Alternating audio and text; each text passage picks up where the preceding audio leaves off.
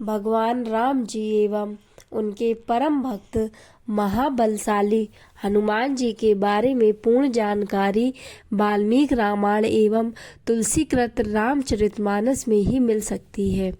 वाल्मीकि रामायण में तो भगवान राम के अलावा सबसे अधिक और सबसे गुणी और बलवान श्री हनुमान जी को ही बताया गया है, जिन्होंने बड़े बड़े कार्यों को बहुत ही सरलता से पल भर में संपन्न किया है।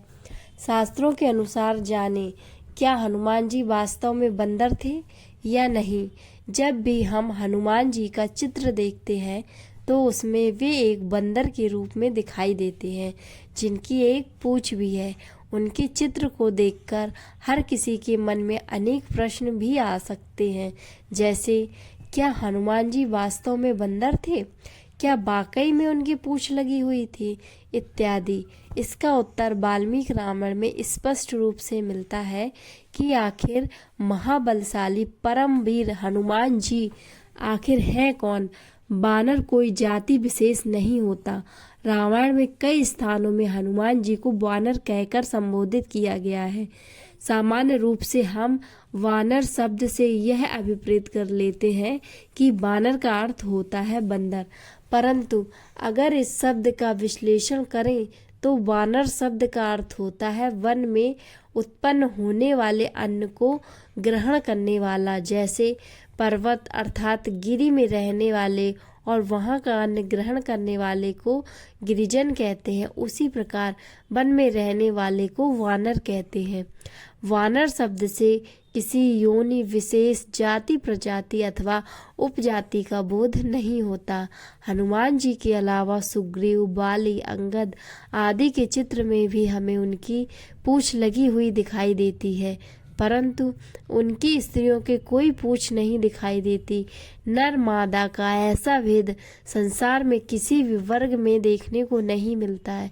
इसलिए यह स्पष्ट है कि हनुमान जी, सुग्रीव आदि के पूंछ होना केवल एक चित्रकार की कल्पना मात्र हो सकती है।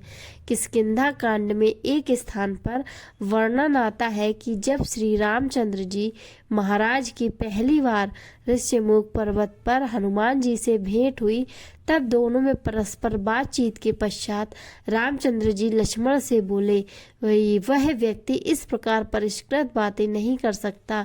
निश्चय ही इन्होंने संपूर्ण व्याकरण का अनेक बार अभ्यास किया है, क्योंकि इतने समय तक बोलने में इन्होंने किसी भी अशुद्ध शब्द का उच्चारण नहीं किया है। संस्कार संपन्न शास्त्रीय पद्धति से उच्चारण की हुई इनकी वाणी हृदय को हर्षित कर देती है। इससे यह स्पष्ट होता है कि हनुमान जी बंदर नहीं थे।